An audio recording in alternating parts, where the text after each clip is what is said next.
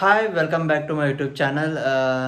ಇವತ್ತು ಹೋದ ವಿಡಿಯೋದಾಗ ಎಲ್ಲ ಅರ್ಶಿನ ಎಲ್ಲ ತೆಗೆದಿದ್ದು ಅದು ಎಷ್ಟು ಬಂದಿದ್ದು ಅಂತ ನೋಡಿದ್ರಿ, ತೋರಿಸ ನಾನು ನಿಮ್ಗೆ.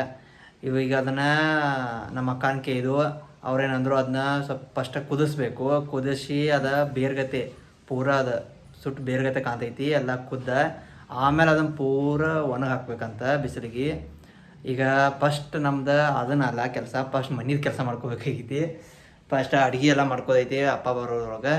ಫಸ್ಟ್ ಮಧ್ಯಾಹ್ನಕ್ಕೆಲ್ಲ ಅಡುಗೆ ಮಾಡಿ ಆಮೇಲೆ ಅದನ್ನು ಅದ್ರ ಬುಟ್ಟಿ ಇಲ್ಲ ಬೊಗಾಣಿ ಒಟ್ಟು ಇಲ್ಲ ಅಟ್ಟು ದೊಡ್ದ. ಅದಕ್ಕೆ ಅದನ್ನೆಲ್ಲ ಹುಡುಕ್ಯಾಡಿ ಅದನ್ನು ಕುದಿಯಾಕಿಡ್ನು ಭಾಳ ಹೊತ್ತು ಮಟ್ಟ ಕುದಿಯಾಕಿಡ್ಬೇಕಂತ. ನೋಡಿ ಹೆಂಗೆ ಆಕೈತಿ ಫಸ್ಟ್ ಟೈಮ್ ಮಾಡತ್ತವು. ಫಸ್ಟ್ ಅಡುಗೆ ಮಾಡ್ಕೊನು. ಫಸ್ಟ್ ಬೇಳೆ ಕುದಿಯಕ್ಕೆ ಹಾಕೋನು.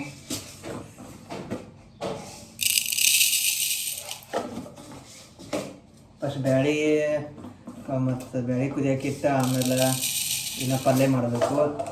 ಸಾರ ಪಲ್ಯ ಮತ್ತು ಅನ್ನ ಇಷ್ಟು ಮಾಡಿ ಕೊಯ್ತೀನಿ ಅಂದ್ರೆ ಆಯ್ತು, ರೊಟ್ಟಿ ಮಾಡ್ತಾವೆ ಮುಗಿದು ಹೋಗ್ತೀವಿ.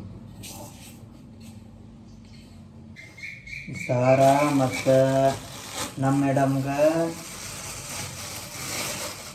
ಅವ್ರು ಒಟ್ಟ ತಪ್ಪಲು ಪಲ್ಯ ಬಿಟ್ಟು ಏನು ತಿಂದಂಗೆ.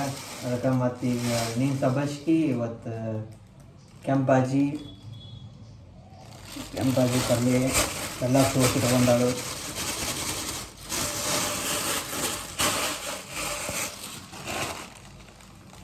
ಕೆಂಪಾಜಿ ಪಲ್ಯ ಐತಿ ಮತ್ತು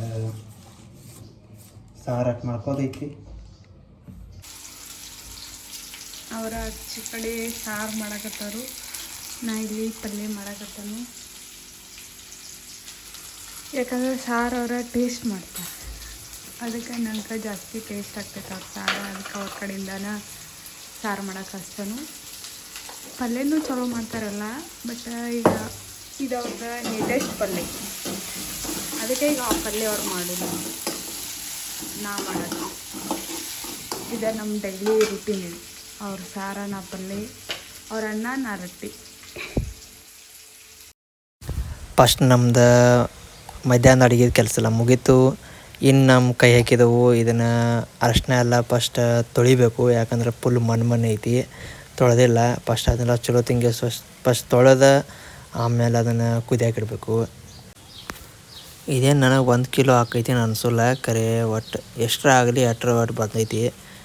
ಇದು ಬೇರ ಮತ್ತು ಇದನ್ನೆಲ್ಲ ಮಿಕ್ಸ್ ಆಗೈತಿ, ಅದಕ್ಕೆ ಎಲ್ಲ ತೊಳೆಯತನು.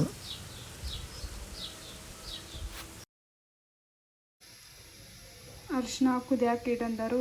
ಈಗ ಕುದಿಯಾಕಿಟ್ಟವು ಫುಲ್ ಕುದಿಸಂದರು. ನೋಡಬೇಕು ಅದು ಕುದಿಸ್ ನಂತರ ಎಷ್ಟು ಏನು ಬರ್ತೈತೆ ನಮಗೂ ಗೊತ್ತಿಲ್ಲ ಕ್ವಾಂಟಿಟಿ. ಈಗ ಸ್ವಲ್ಪ ಕುದಿಯಾಕಿಟ್ಟದವು ನೋಡೋಣ. ಈಗ ಸ್ವಲ್ಪ ಕುದಿಯಾಕತ್ತೈತಿ, ಕುದ್ದೈತಿ. ಈಗ ಇನ್ನು 8 ನಿಮಿಷ ಕುದಿಸ್ಬೇಕು, ಏನೋ ಗೊತ್ತಿಲ್ಲ, ಒಟ್ಟು ಕುದಿಸಾಕತ್ತವು.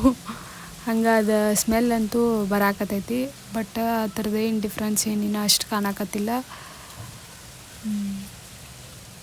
ಮತ್ತು ಈ ಕಡೆ ಸ್ವಲ್ಪ ರೊಟ್ಟಿಗೆಲ್ಲ ರೆಡಿ ಮಾಡ್ಕೊಂಡು ಮತ್ತು ರೊಟ್ಟಿನೂ ಮಾಡಬೇಕು. ಟೈಮ್ ಆಗೈತಿ. ಈಗ ಎಲ್ಲ ಅನ್ನ ಸಾರು ಅದೆಲ್ಲ ಅದು ರೆಡಿ ಆಗೈತಿ. ರೊಟ್ಟಿ ಅಷ್ಟು ಮಾಡ್ರೆ ನಮ್ಮ ಕೆಲಸ ಮುಗೀತು.